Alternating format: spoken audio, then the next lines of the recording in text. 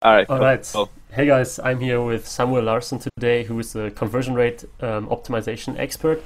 And this is the first interview on my channel right now, so I'm super excited to get started with this. Yeah, Samuel Larsen will also be someone who will be featured on my course soon, where he does like a 40-minute or 45-minute video about conversion rate optimization in a very in-depth way. So make sure you check this out as well. And of course, also check out his channel, Samuel Larsen. Yeah, hi Samuel, nice to have you here. Hello, a pleasure, and a very nice thing to be the very first guest on your channel. So honored. Thanks, great. Yeah, I'm very excited. So, like I said, you're a conversion rate optimization expert.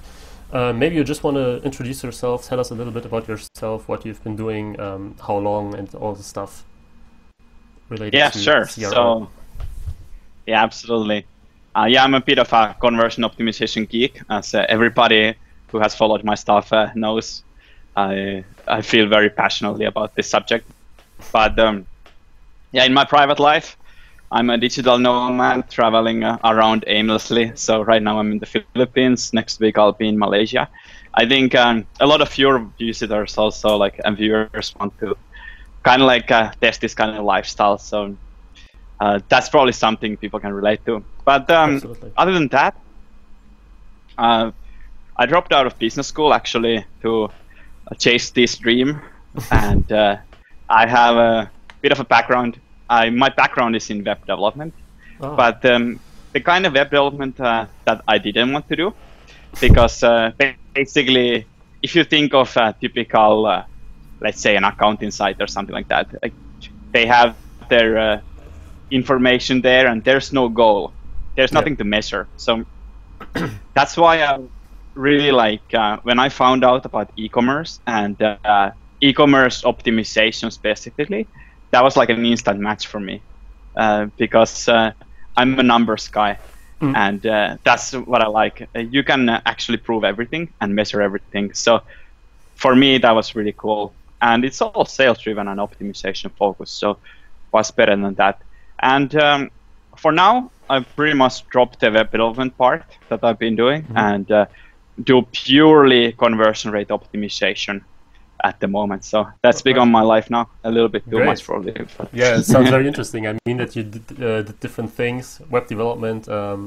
That's nice. So you don't use it anymore, or does it sometimes help you when you do some conversion rate optimization? Do you also sometimes code some things, or is it more like on a purely data side and working on this with the store itself? Yeah. One thing I like about conversion rate optimization specifically is that it's actually incredibly complicated. Yeah. And what this means is that most people don't actually come to the industry straight away. So there's always some kind of a little, they don't go the straightest road, because you have to kind of know a lot about a lot. Yeah. And there's no easy way to learn it. So very few people start out wanting to be a CRO expert, and it can be tremendously overwhelming. So that's why a background on web development can be really helpful, because it helps you understand the technical side of things. But if you think in terms of conversion optimization, there's a lot of things.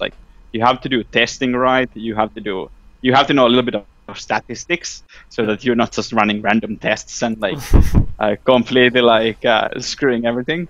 But then it definitely helps to know a lot about psychology, copywriting, web design, analytics, all kind of things. So if you think it's a combination of 7 to 8 things, and then web development is just part of it. But it's something that encompasses a lot of those things. And then that's a nice background for CRO. But for me and my business, I value having fun a lot. So for me, my passion is the CRO part. And playing around with code, although it's good to know, is not as exciting or as profitable as CRO. So I try to do as little as possible. Yeah, I can imagine. This sounds great. Yeah. I mean, there is no like I learned as a CRO now, but it's more like a lot of different things, like you said, psychology and knowing what sells and what people look at and stuff like that. So yeah, sounds very exciting. I mean, that's great. By the way, do you also run like your own stores where you also do CRO, or is it pure client work? I mean, you said previously that you have a lot of big clients as well. Do you only do client work or also for yourself? Yeah, that's a good question. Now, for the leverage part, like it would be very difficult for me to have the same amount of leverage on a store that I run myself as, like, for example, a bigger 7-figure client. So right now, I'm kind of like stuck in doing CRO. Even if I wanted to start a store, would be a horrible financial decision probably. But e-commerce was something that I was really considering 2 years ago. So this is where I did a bit of a career change out of those boring websites that I hated. And that's like where I started looking into e-commerce. Sounds interesting. And I thought, like, I talked to my mentor, like, I'm thinking about starting a store. And he just told me, like, okay, give it a couple months. Try to sell a store first and do a couple of projects. And that's actually the road I'm still on. So I actually, it ended up turning my business around, the whole e-commerce thing. And that's what I've been doing ever since. Yeah, I mean, this is, if you're really good at this, if you're really good at conversion rate optimization, it makes more sense to like focus on that and work with very high paying and big clients than like doing your own store where you have to do product research and marketing and everything, and where like the thing that you are able to do very, very well is just one of a lot of different things. So I personally think that if you're as good in something as you are, it definitely makes more sense to focus on it completely and just work for the clients who are not paying that bad, as I could imagine. And yeah, you can see the smile from my face. I can see a smile. So you survive with the salary they give you. Yeah, definitely. Yeah. So this actually makes sense a lot. So when people talk about conversion rate optimization, I think there are a lot of misconceptions that people have, especially small businesses. They have like this rules. I have to do this and this and this and that, and then I optimize my conversion rate.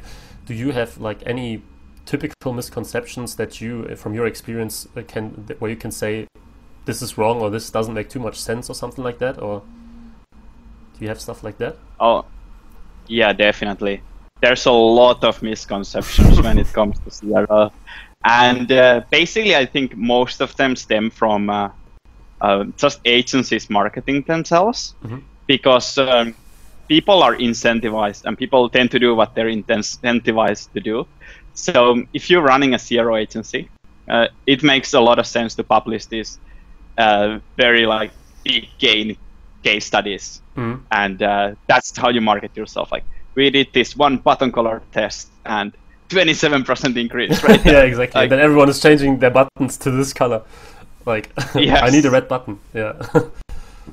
Yeah, you need a red button now, and next month you need a blue button. Exactly. So that's very common. But I think like it goes a lot deeper than that as well.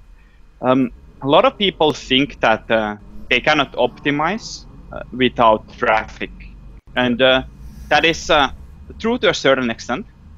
But you can still do a lot of qualitative stuff. So CRO and conversion optimization is not the same as split testing.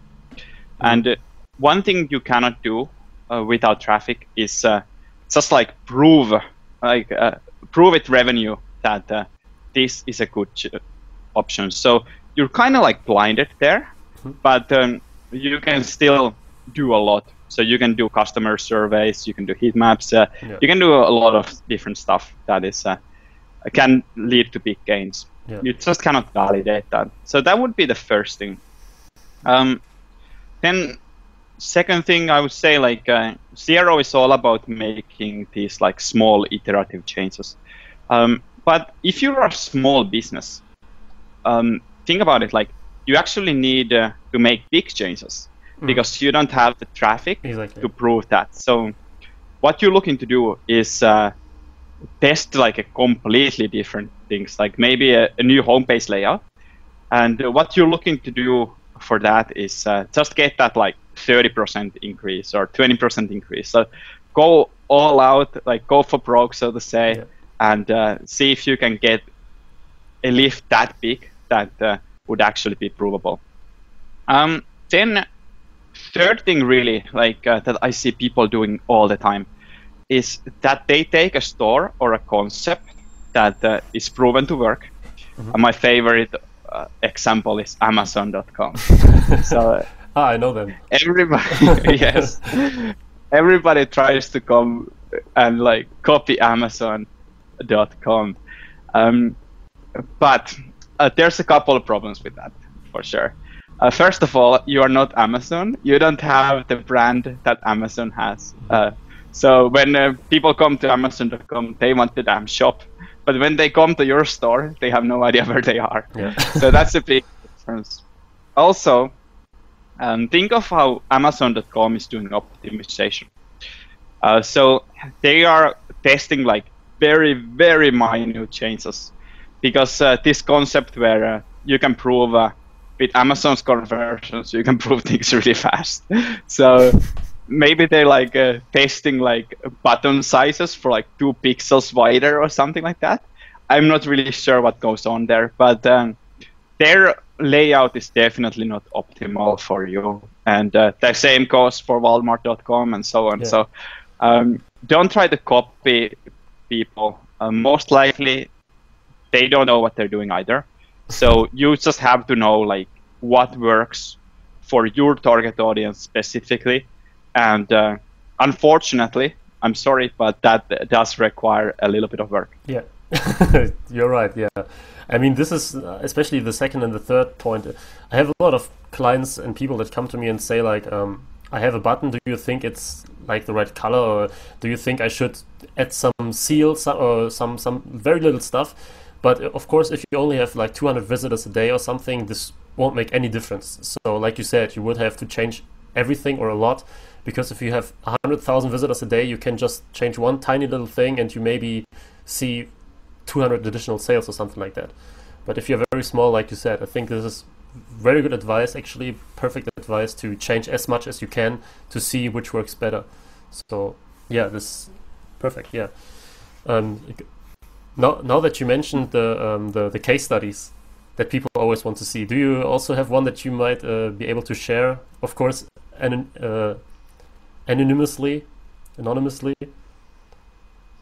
Yeah, sure. So I would say like actually a typical success story, and this goes a little bit back to what we said before about how these agencies come with these case studies and like 20% uplifts.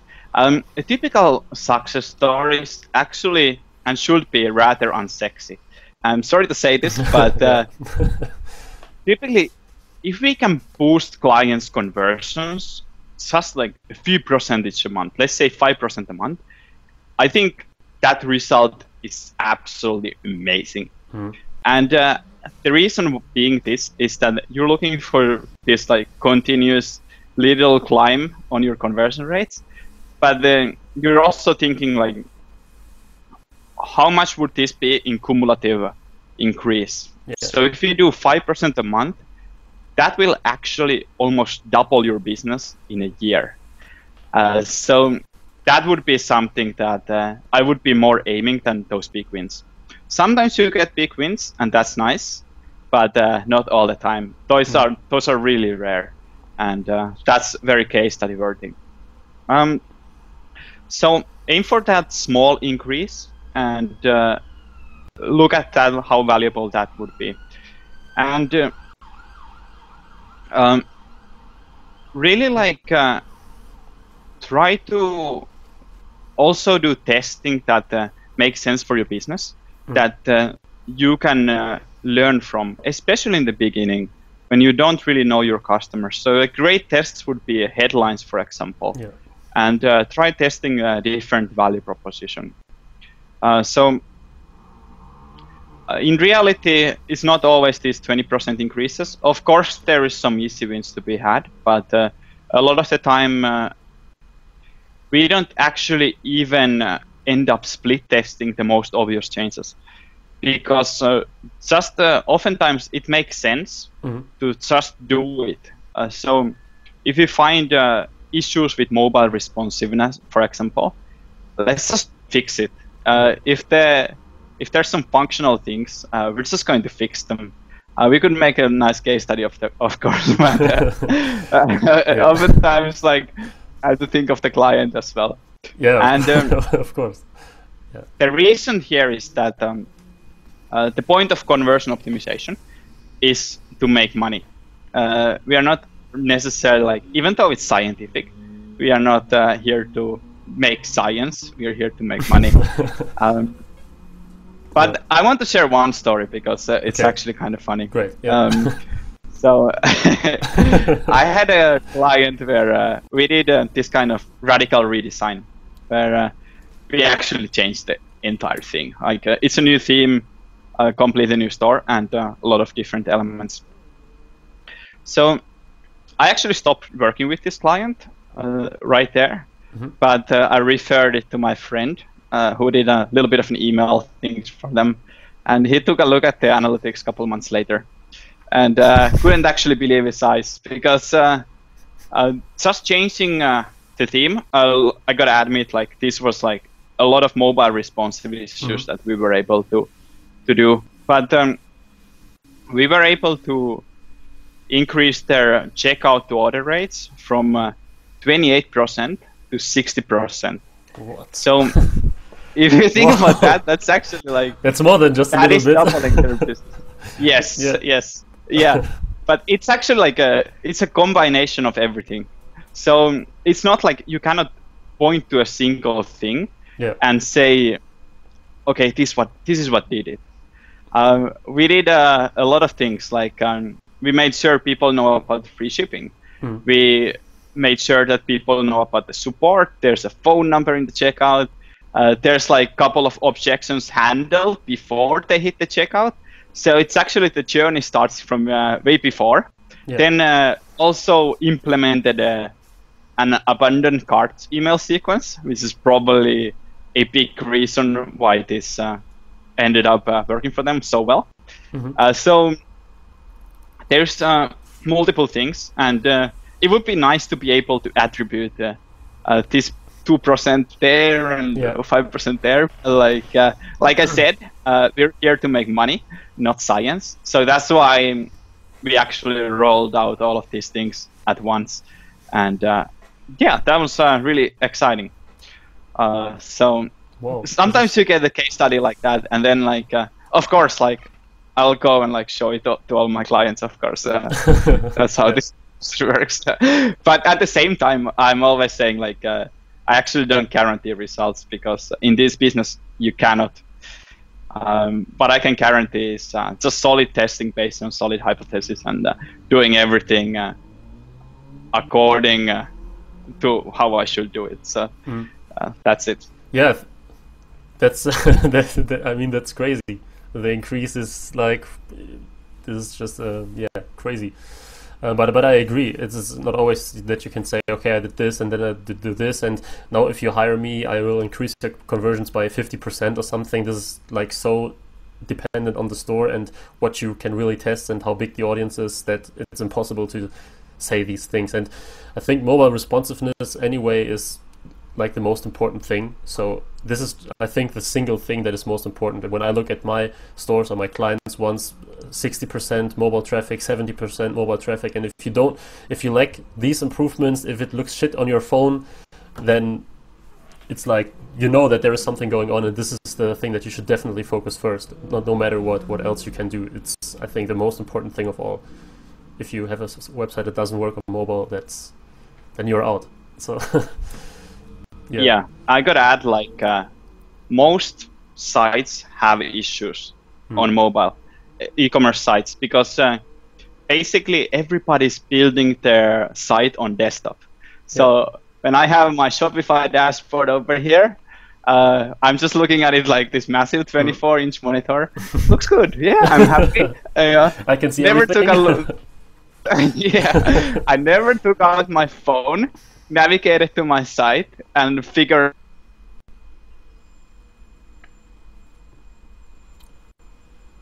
Right, I think we have some little problems here. It looks like traffic for 70% of my visitors. And in order for you to not feel bad about this, once you shut off this YouTube video and like go and like cringe your store on mobile, I actually had my biggest client for like they're doing $9 million in sales per year, and took a look at their mobile, and what do you know? Like there's issues. So yeah. yeah, the headline is not showing correctly, and like there was a button like completely misaligned, and things like this. And yeah, those are the things that we're going to fix as soon as possible, because they're literally losing probably like a couple $1,000 per like week on that for sure. Yeah. Just on those like really simple fixes. So if they have them, you probably have some too. So yeah. Yeah, absolutely. I mean, this is something that I actually went to that when I'm creating a store for me or for someone, that I step by step I finish something and then I check it on mobile how it looks, and then I continue, and then sometimes later I look. So I don't do everything and then I see, oh, back to the drawing board, everything, I have to do everything again, but that I really do it step by step. And I think this is something that is very useful to do if you set up the store, that you from time to time check it on mobile. Okay, these things don't look that good, change them, look at mobile again, change them, so that you always are on top, especially if you use a lot of plugins. So there are a lot of these Shopify plugins that pop up everywhere, and then you're on mobile, you can't see anything, and you're just a screen full of pop-ups.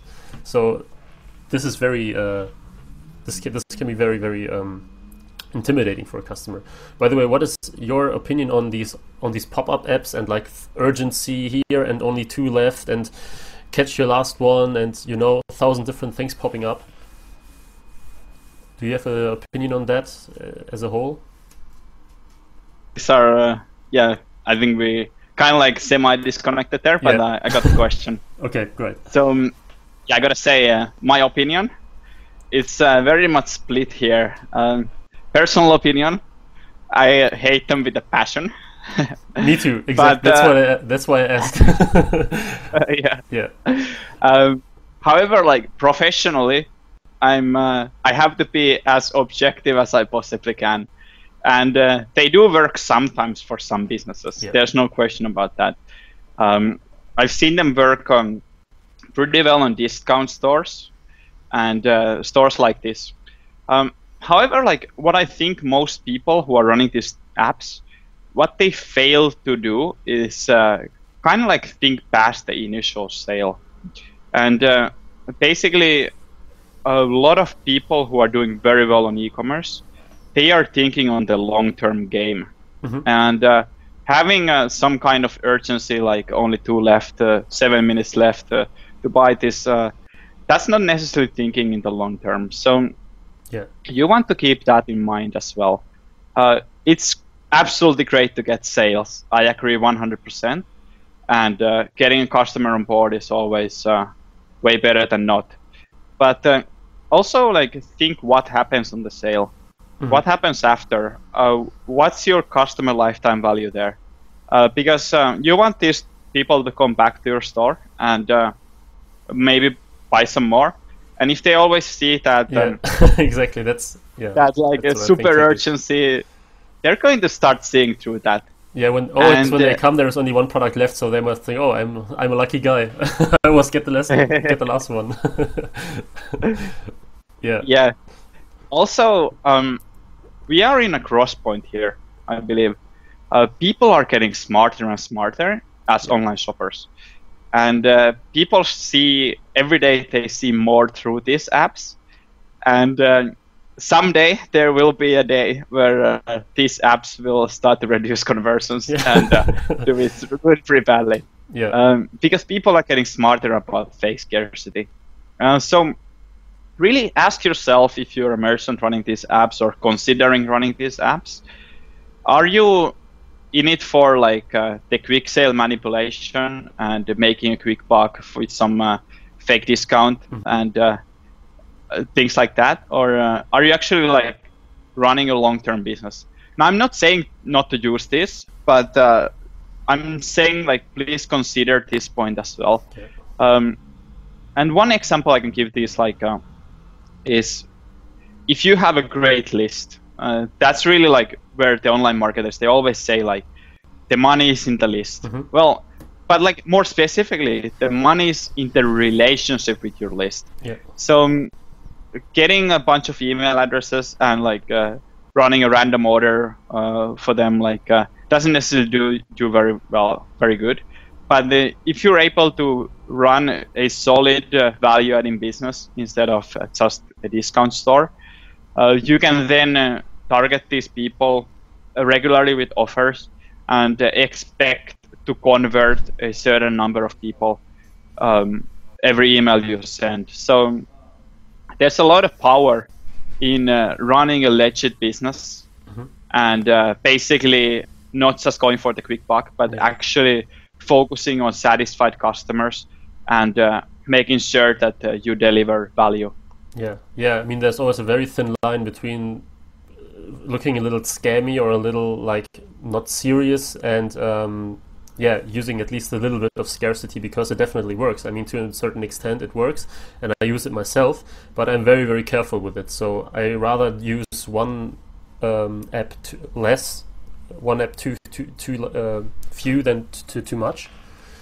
So I agree 100%. It's always, you have to find what works best for you, and especially if you want to work long term, people should see that your brand is actually something valuable and not something that you throw at everyone. So your products here, you get a reduced product, you get a discount product. So at some point you really have to, you have to focus on the brand. And if you try to make a good brand, you have to be somewhat serious with what you do and not throw it around and everything. So yeah, perfect advice, definitely. I see we are quite half an hour already. Not bad, actually. Do you actually have like the best 1 or 2 or 3 tips for like conversion rate optimization that also small or medium businesses can apply, like average Shopify stores and stuff like that, like one golden rule or something? Okay, yeah, sure. If I had to say like one golden rule for building a store or really like seeking to optimize without having too much traffic or without doing this like complicated split testing, is just having empathy and being able to put yourself to the customer's shoes, walk through the journey with them, like trying to feel how they feel, maybe like getting some session recordings, trying to like understand their brain, their thinking, everything that goes on in the shopping experience. And also thing that goes well with this is understanding who the buyer is. I'm shocked how many people have no idea who is buying from them. Like they just see like the names on the Shopify backend or something, but they never seen their analytics. Like they have no idea about the demographics. So people are really blind to this as well. And I haven't yet to see a merchant that has too much empathy, who understands the customer too well. It's just not possible. And I understand as a merchant, like it's very difficult to step back because you have this kind of like curse of knowledge.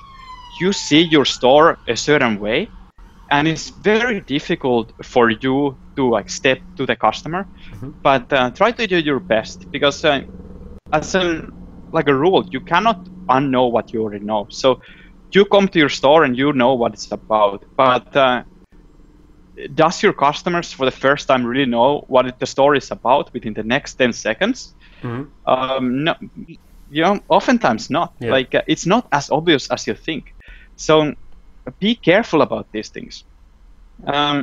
So that's like something that can provide you with so-called easy wins. And most of the benefits can appear through this kind of just like user interface, user experience optimization. And if you're a small merchant, that is great news for you. because all you actually need to do is spend a few hours understanding your customer, which will be helpful even on like every single point of your business, whether you're doing emails or Facebook ads or whatever. Like this will be helpful in every single point. So most likely there are some easy wins that you can find that you are not necessarily looking for yet, that you're not aware of. And the challenging thing, of course, is to know what to look for. But like we mentioned here, take a look at mobile. How are the loading times, for example? Those are always easy wins. Be aware also of resources. So if you're a small business, like what is the best use of your time? It might not be CRO. Like maybe you're getting 2 visitors a month. Like then like work on the traffic. Makes sense then.